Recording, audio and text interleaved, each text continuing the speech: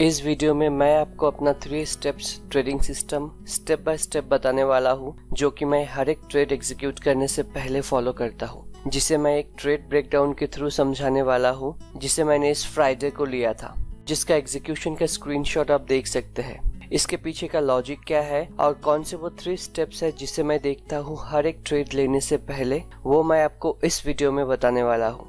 और ये बहुत ही इम्पोर्टेंट है क्योंकि ये एक स्टेप बाय स्टेप प्रोसेस है जो आपको अननेसेसरी लॉसेस से बचाता है, आपको ओवर ट्रेडिंग करने से बचाता है और साथ ही आपको हाईएस्ट प्रोबेबिलिटी ट्रेड्स में ही एंट्री करने के लिए फोर्स करता है।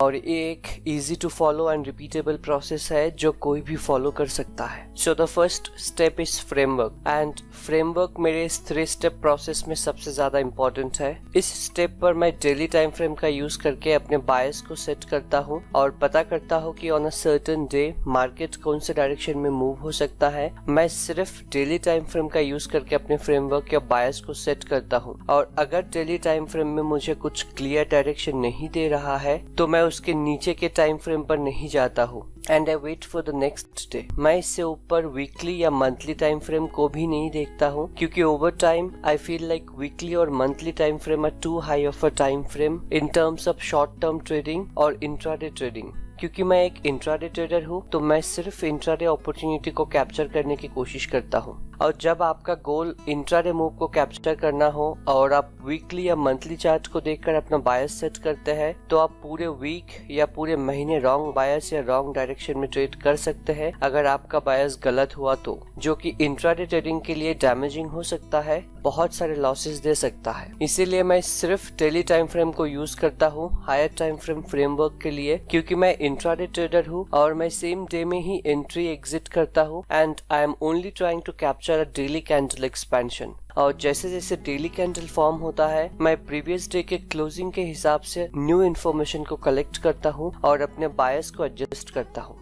और मैं अपने फ्रेमवर्क या बायस को फ्रेम करने के लिए डेली टाइम फ्रेम से नीचे के टाइम फ्रेम पे भी नहीं जाता हूँ, क्योंकि आई फील लाइक उससे नीचे का टाइम फ्रेम में बहुत सारा नॉइज है और हमें क्लियर पिक्चर नहीं प्रोवाइड करता है। Once we are on the chart on the daily time frame, मैं आपको दिखाऊंगा कि मैं क्या यूज करता हूँ और कैसे नेविगेट करता हूँ और कैसे अपने डायरेक्शन एंड रूल्स को सेट कर रहा हूँ और कौन से दिन मार्केट के कौन से साइड में ट्रेड करने के लिए देख रहा हूँ।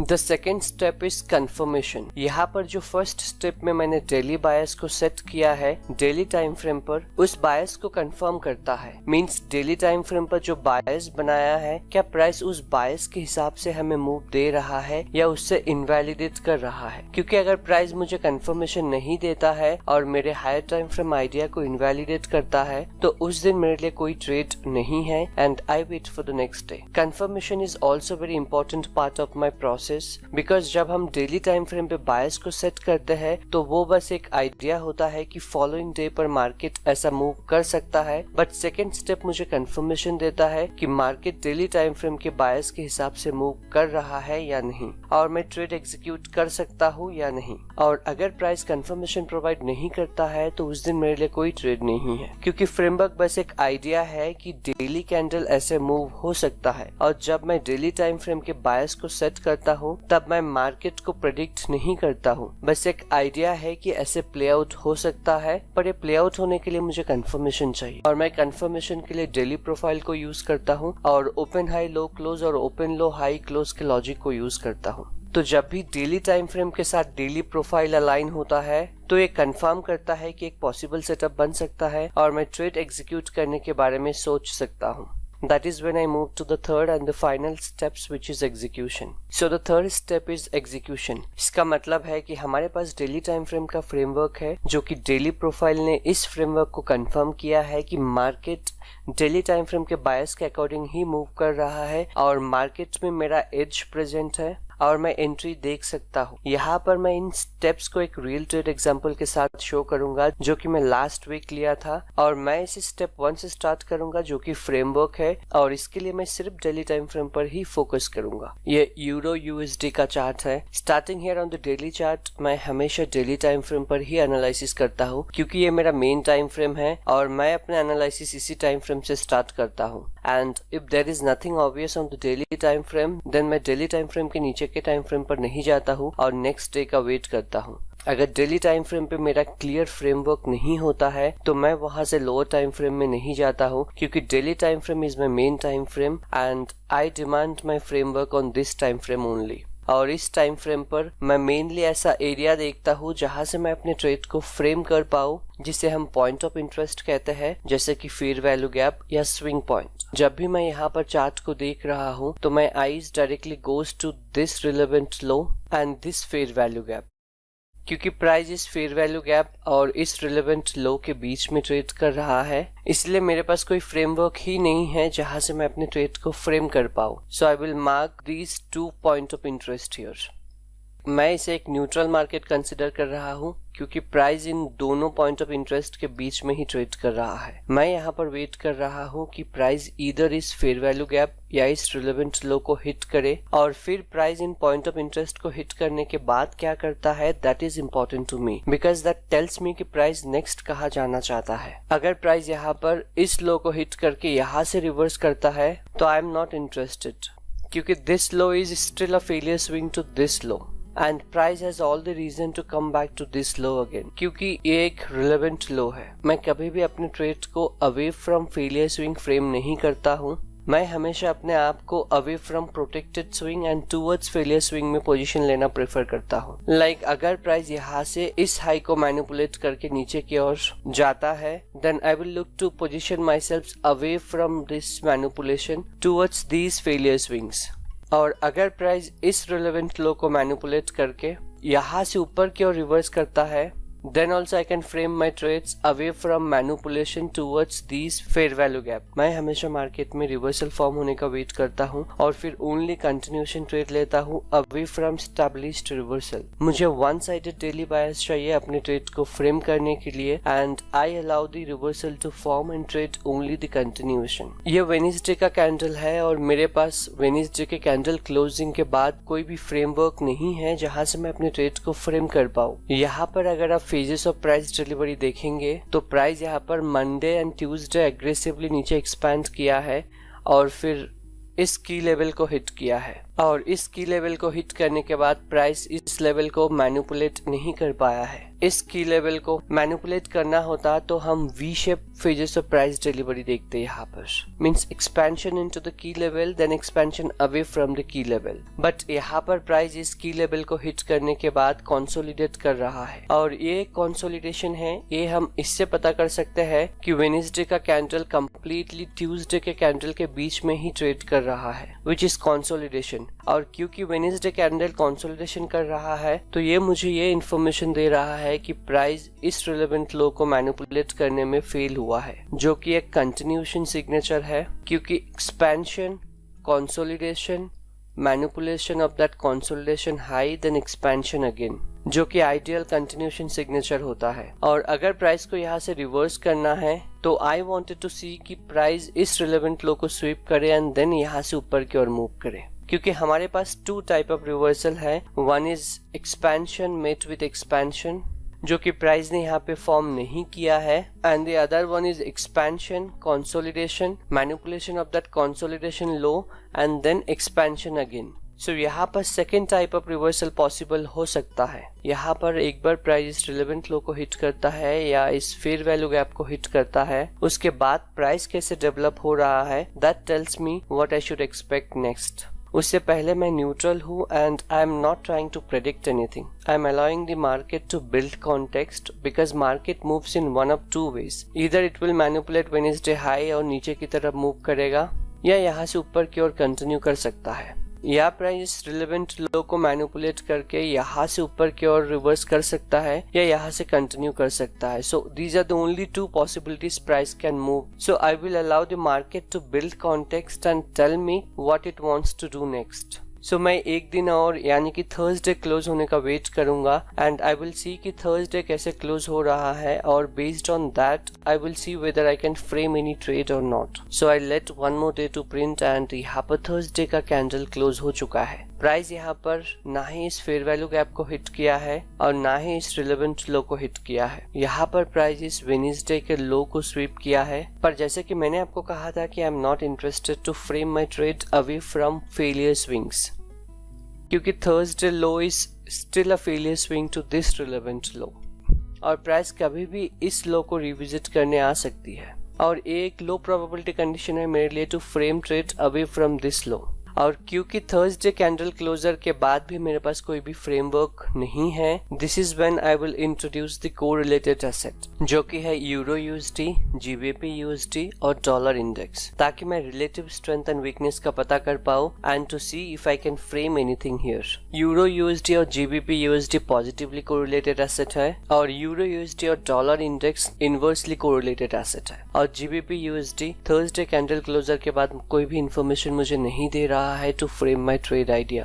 पर जब भी मैं यहाँ पर डॉलर इंडेक्स को देखता हूँ तो आप देख सकते हैं कि डॉलर इंडेक्स ने थर्सडे को वेडनेसडे के लो को स्वीप किया है, जो कि यूरो यूएसडी में वेडनेसडे का हाई है, क्योंकि DXY और euro USD inversely correlated asset है, इसलिए यूरो यूएसडी में हम इस हाई का मैनिपुलेशन कंसीडर करेंगे विथ SMT। सो यहाँ पर प्राइस यूरो यूएसडी और डॉलर इंडेक्स में SMT क्रिएट किया है, और यूरो यूएसडी में वेडनेसडे के हाई को SMT के थ्रू मैनिपुलेट किया है, विच शोज कि यूरो यूएसडी वीकर एसेट है और डॉलर इंडेक्स स्ट्रॉन्गर एसेट है। अब मैं जीबीपी यूएसडी और डॉलर इंडेक्स को यहाँ से हटा दूंगा। Now after introducing the correlated asset here, मेरे पास एक क्लियर फ्रेमवर्क और कॉन्टेक्स्ट है। यहाँ पर प्राइस इस वेडनेसडे के हाई को SMT के थ्रू स्वीप किया है, और थर्सडे का कैंडल सिर्फ बियरिश क्लोज नहीं किया है, बल्कि it closed below the body of Wednesday candle, जिसे हम change in state of delivery कहते हैं, या ऑर्डर ब्लॉक या CISD कहते हैं। और इसका मतलब है कि प्राइस बाई प्रोग्राम से सेल प्रोग्राम में शिफ्ट हो चुका है,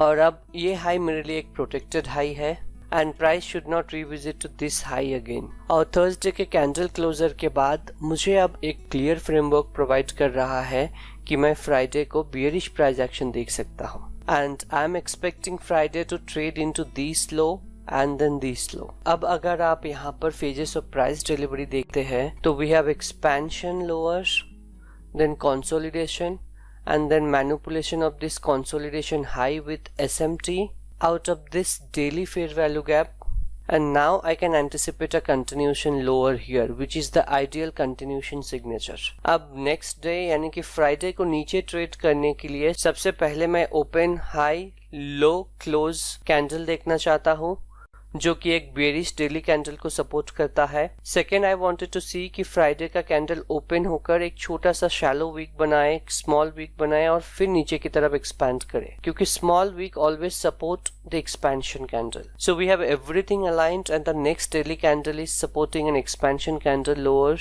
अब हमारे पास वन साइडेड डेली बायस है which is bearish. Since we have one sided daily bias now, अब हम नेक्स्ट स्टेप पे जा सकते हैं जो कि है कंफर्मेशन। पर मैं नेक्स्ट स्टेप पे जाने से सबसे पहले इकोनॉमिक कैलेंडर को देखता हूँ कि कौन कौन से हाई इम्पैक्ट न्यूज है आज, और उसके अकॉर्डिंग मैं कैसे मार्केट में अप्रोच कर सकता हूँ। This is the economic calendar layout of Friday. जब भी मेरे पास वन साइडेड डेली बायस होता है तब चार्ट ओपन करने से पहले सबसे पहले मैं इकोनॉमिक कैलेंडर को देखता हूँ for that day. I am only looking at the high impact news events, और मैंने बाकी के न्यूज इवेंट्स को फिल्टर आउट किया है, और मैं specifically NFP, CPI and FOMC press conference को देख रहा हूँ, क्योंकि ये वो तीन हाई इम्पैक्ट न्यूज है जिसमें मैं इंटरेस्टेड हूँ। क्योंकि CPI, NFP and FOMC press conference ये तीनों मार्केट में बहुत ज्यादा वोलेटिलिटी लाता है, और इसके अलावा जो भी हाई इम्पैक्ट न्यूज है उसमें मैं इतना बॉदर नहीं करता हूँ। मेरे लिए they are just volatility injector in the market. So आज के दिन हमारे पास NFP है, इसका मतलब है कि मार्केट में 8:30 में ह्यूज वोलेटिलिटी आने वाला है, और मैं यूजुअली NFP के बाद ही मार्केट में पोजीशन बनाता हूँ। और अगर मैं उससे पहले कोई ट्रेड एंट्री करता हूँ तो आई मेक श्योर कि I am not holding my trade during that news events, क्योंकि NFP brings lots of uncertainty and मैं अपने आप को सिचुएशन में नहीं रखना चाहता हूँ। इसलिए अगर मैं ऑलरेडी ट्रेड में हूँ NFP से पहले, तो मैं NFP से पहले ही ट्रेड एग्जिट कर देता हूँ या NFP के बाद ही ट्रेड में एंट्री करता हूँ। सो मैंने यहाँ पर इकोनॉमिक कैलेंडर को भी फ्रेम कर लिया है कि अगर मैं NFP से पहले एंट्री कर रहा हूँ then I will exit my trade before 8:30 नहीं तो मैं पोस्ट 8:30 को ही ट्रेड एंट्री देखूंगा। अब हमारे पास one sided daily time frame का फ्रेमवर्क है कि फ्राइडे का कैंडल शुड मूव लोअर, और हमने इकोनॉमिक कैलेंडर को भी फ्रेम किया है कि कैसे अप्रोच करना है। Now we will move to the next step which is step 2, जो कि है confirmation. Now I need confirmation of that framework that price really wanted to move in my daily time frame direction, that is lower. और confirmation के लिए मैं daily profile और open high low close logic को use करता हूँ। Now we will drop down to the early chart here, and जब भी price इन series of up close candle के लोएस्ट बॉडी के नीचे क्लोज करता है, that is the change in state of delivery, जिसे हम CISD या ऑर्डर ब्लॉक भी कहते हैं, and that was the confirmation of manipulation of this Wednesday high with SMT, and then we got another change in state of delivery here. Now in continuation I wanted to see price remain in respect of this up close candle, और अब ये मेरा invalidation point है, and this high is now a protected high. और मैं anticipate कर रहा हूँ कि अगर प्राइस को यहाँ से नीचे जाना है तो it must remain in respect of this up close candle, and price will not revisit to this high once again if it is to go lower, क्योंकि कंटिन्यूएशन में प्राइस हमेशा ऑपोजिंग क्लोज्ड कैंडल को respect करता है, और अगर price को यहाँ से नीचे जाना है then it must remain in respect of this opposing closed candle, and this high is the protected high now. To be precise, इस अप क्लोज कैंडल के बॉडी के 50% को रिस्पेक्ट करना चाहिए if it is to move lower.